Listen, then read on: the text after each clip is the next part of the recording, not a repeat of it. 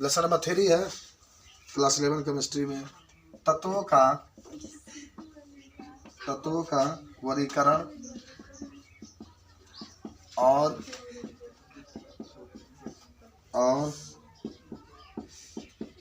गुणधर्मों में। आज तो पेपर होगा, पेपर लेखन। I am present of the 3 hours, 3 घंटा तक वहीं पर आएंगे। कोई कौन क्यों बुलाएगा देखना। ऐसे नहीं बैठे जहाँ 3 क्लास, गैलरी भी कवर रखी बगल वाला। चलिए आइए। अच्छा देखो, सब लोग बताओ मुझे आधुनिक आवर्त सारणी के नियम। सब लोग बताओ। पहले एक काम करो, मेंडलीव फला इसमें से प्रश्न आएगा। 1 मिनट रुक जाते हैं तनी, बस मुझे देख लेने दो, बाकी कुछ है नहीं इसमें, खत्म कर दो कुछ नहीं। हाँ आइए, पहले आइए सब लोग बताओ बाबू, मेंडलीव की आवर्त सारणी बताओ तो सब लोग। मेंडलीव का आवर्त सारणी, तत्वों का भौतिक तथा रासायनिक गुण, उसके परमाणु भारों के आवर्ती फलन होते हैं। यानी मेंडलीव ने अपने आवर्त सारणी में तत्वों के परमाणु भार के बढ़ते हुए क्रम में रखा था। दूसरा बताओ, मेंडलीव का आवर्त सारणी की विशेषता। मेंडलीव के आवर्त सारणी का विशेषता और समान गुणों वाले तत्वों को एक पास रखे थे और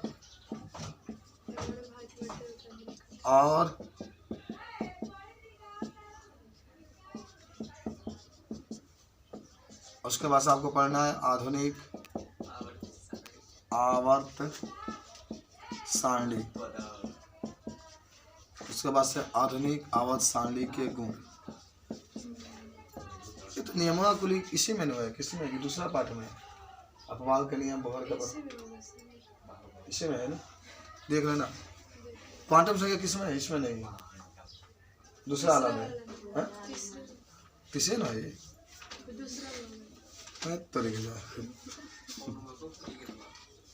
कुछ नहीं है इतना है। आधुनिक आवर्त सारणी का आवर्त वगैरह के बारे में। चलिए चलो देखो, छोटा सा पाठ आपका है, ज़्यादा इसमें कोई बड़ा है नहीं है, अब पूरा 10 का ही है। तो पहला अगर पूछा जाता है कि मेंडलीव का आवर्त सारणी का नियम क्या है, तो आप बताएंगे इसमें कि तत्वों का भौतिक तथा रासायनिक गुण, उनके परमाणु भारों के आवर्ती फलन होते हैं। यानी मेंडलीव ने अपने आवर्त सारणी में तत्वों के परमाणु भार के बढ़ते हुए क्रम में रखा था। उसके बाद से मेंडलीव के आवर्त सारणी का विशेषता या गुण।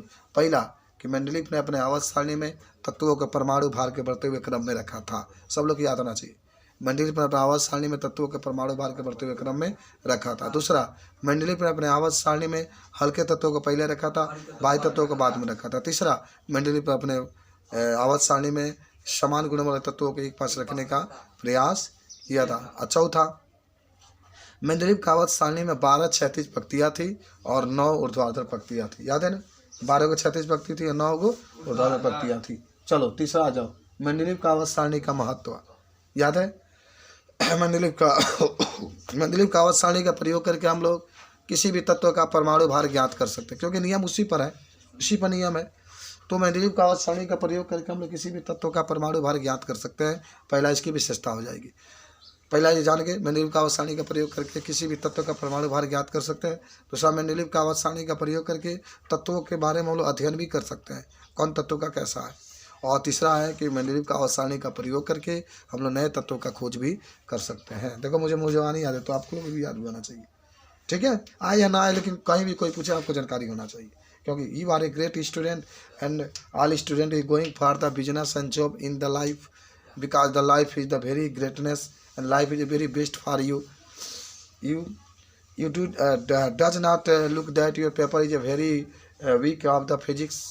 I hope that in the next time you give the paper and you achieve the great and 70 to 70 marks in the annual examination. चलिए ढेर ना बोले, हाँ आगे बढ़ते हैं हम लोग। तो मेंडलीव का आवर्त सारणी का दोष क्या होगा? पहला दोष ही है कि मेंडलीव ने अपने आवर्त सारणी में कहीं कहीं भारी तत्वों को पहले रख दिया, हल्के तत्वों को बाद में रखा था। ये इसका पहला दोष था। दूसरा ही था कि आधुनिक वैज्ञानिकों ने जब रिसर्च किया तो देखा कि किसी भी तत्व का उसका मूल लक्षण परमाणु क्रमांक बताता है, परमाणु भार भी नहीं बताता। तो ये भी इसका दोष था, क्योंकि इसने तत्वों को परमाणु भार के बढ़ते हुए क्रम में रखा था। तीसरा ये कही था कि इसमें जो भविष्य में तत्व खोजे जाएंगे उसके लिए खाली स्थान नहीं छोड़े थे, कि जो भविष्य में तत्व खोजे जाएंगे तो उसको कहाँ रखा जाएगा। चौथा ही था कि ये देखा जाता है कि ये जो अपने आधुनिक आवर्त सारणी बनाए थे उसमें कहीं कहीं ऐसे हाइड्रोजन जो था, हाइड्रोजन चाहे कुछ ऐसे भी तत्व थे हाइड्रोजन के साथ साथ, जिसको कोई निश्चित स्थान नहीं दिए थे। कभी उठा के यहाँ रखते थे, कभी उठा के यहाँ रखते थे, तभी इनका क्या था दोस्त था। समझ में आया। अब आता है आधुनिक आवर्त सारणी। तो आधुनिक आवर्त सारणी में तत्वों के परमाणु क्रमांक के बढ़ते हुए क्रम में रखा गया है, यानी तत्वों का भौतिक तथा रासायनिक गुण उनके परमाणु क्रमांकों के आवर्ती फलन होते हैं। यानी आधुनिक आवर्त सारणी में तत्वों के परमाणु क्रमांक के बढ़ते हुए क्रम में रखा गया है। यह आधुनिक आवर्त सारणी का नियम है। और नेक्स्ट आप बता सकते हैं कि आधुनिक आवर्त सारणी के क्या क्या गुण है। तो आधुनिक आवर्त सारणी में आप जानते होंगे तत्वों का पहला गुण आपको बता रहे हैं कि तत्वों को परमाणु क्रमांक के बढ़ते हुए क्रम में रखा गया। दूसरा, समान गुण वाले तत्वों को एक ही वर्ग में रखने का प्रयास किया गया है। तीसरा, आधुनिक आवर्त सारणी को 4 ब्लॉकों में बांटा गया, याद है, S block, P block, D block, A block. चौथा, आधुनिक आवर्त सारणी में जो होता है 7 क्षैतिज पंक्तियाँ हैं जिसे हम लोग आवर्त कहते हैं, 18 ऊर्ध्वाधर पंक्तियाँ जिसे हम लोग क्या कहते हैं, वर्ग कहते हैं। ठीक है, इसमें इलेक्ट्रॉनिक विन्यास शायद होगा।